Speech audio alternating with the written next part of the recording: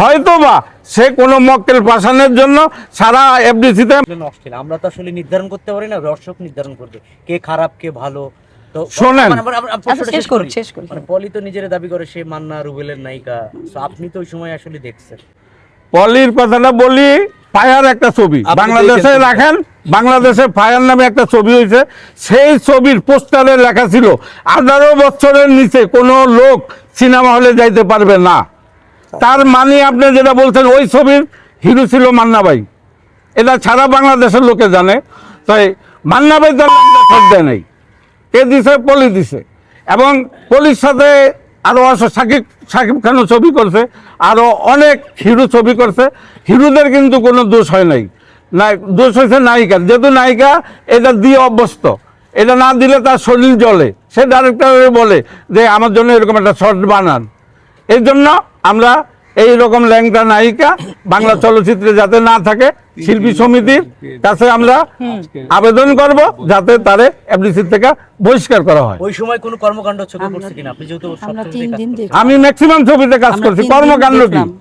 এই যে আমি একটা ছবির কথা বললাম, আপনারা যারা সাংবাদিক আছেন এখানে তারা ছবিটা দেখবেন, সন্ত্রাসী গ্রেফতার, ফায়ার। এটা আমি দুইটা ছবির কথা বলি, অসংখ্য ছবি করছি। দুইটা বাইরে থাকে না আপনারা, তো আমরা তো ছবিতে দেখবো, মানে এফডিসির ভিতরে বা শুটিং ফ্লোরে তো নানান ঘটনা ঘটে, আমরা ওগুলি যাচাই বাছাই এইগুলো তো আর আমাদের ব্যাপার না, এটা আমরা তো ওনার কিছু কিছু করি, আমরা সামনে যেটা। আমি মান্না ভাইয়ের সাথে প্রায় 25 থেকে 30টা ছবি মান্না ভাইয়ের সাথে আমি করছি, একসাথে আমরা অভিনয় করছি। মান্না ভাই আমার খুব ক্লোজ ছিল। তো আমি যখন ছিলাম তখন পলি নায়িকা ছিল না, পলি পরে আসছে।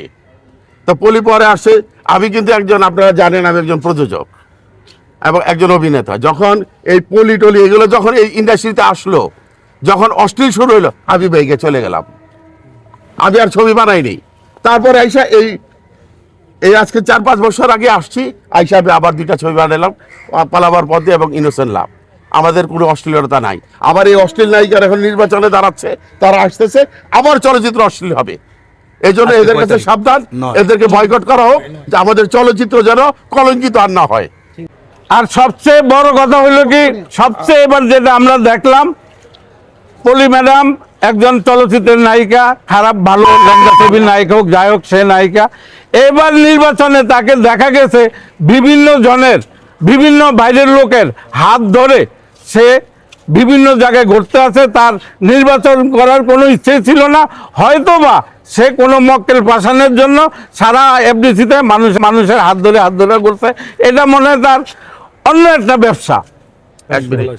পলি যদি ক্ষমা না চায়, পলি যে কথা বলছে যে এরা সব পালিত কুকুর না করে, সে যদি ক্ষমা না চায়, তাহলে আমরা আমাদের ডাইরেক্ট আইনগত ব্যবস্থা নিব।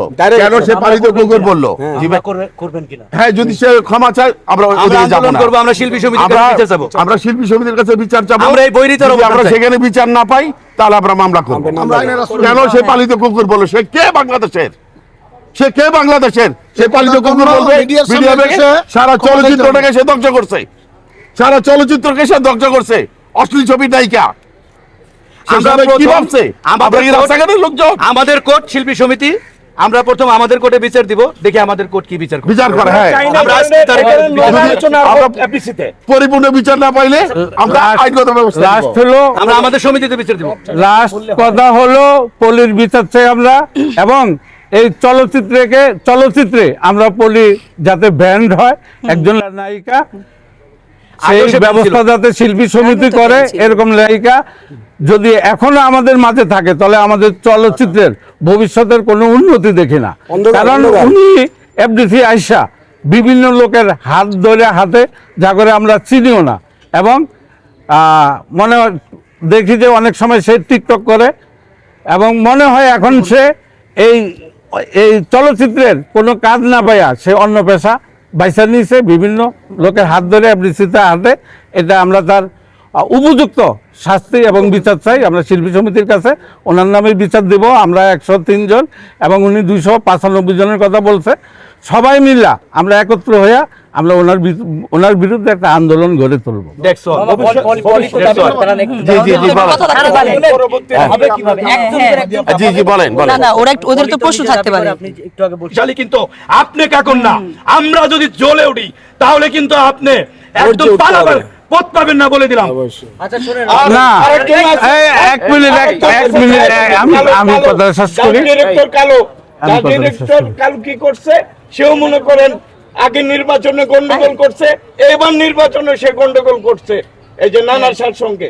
শুনেন, কথা হলো যে একটা নির্বাচন গেছে, কিন্তু এখানে বহুদিন পরে কিন্তু আমরা ভোট দিচ্ছি।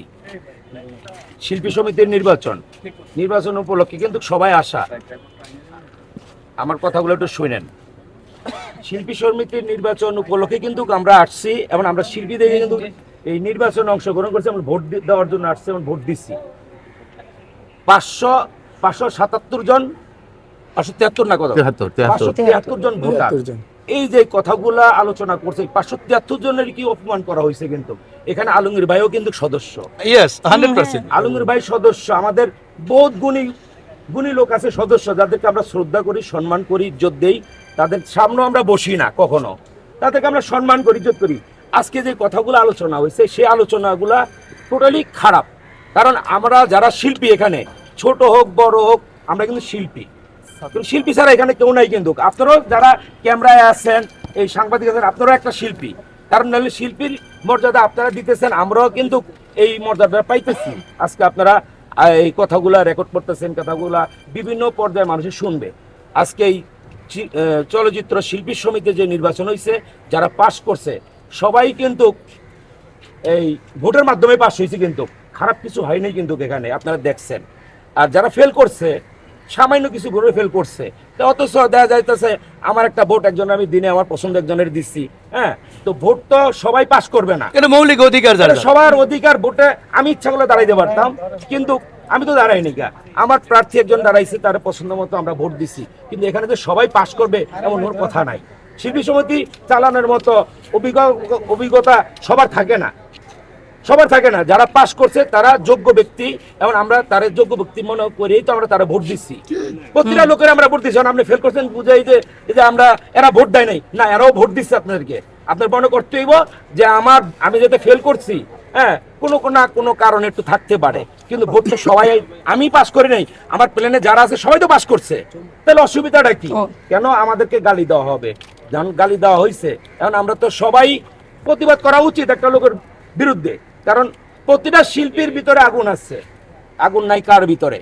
আমরা কষ্ট করছি, কষ্টের বিনিময় যাক এখানে নির্বাচন হয়েছে। নির্বাচনে যারা পাস করছে তারা কি আমাদেরই তো গুণীজন, তো তাদের জন্য আমরা দোয়া করছি, তারা পাস করছে। এখন আপনারা যেটা ভালো মনে করেন সেটা দেখবেন, কারণ আমরা চাই না ভবিষ্যতে আরো কিছু হোক, এই শিল্পী সমিতির বা এই চলচ্চিত্রের কোনো খারাপ রেকর্ড হোক।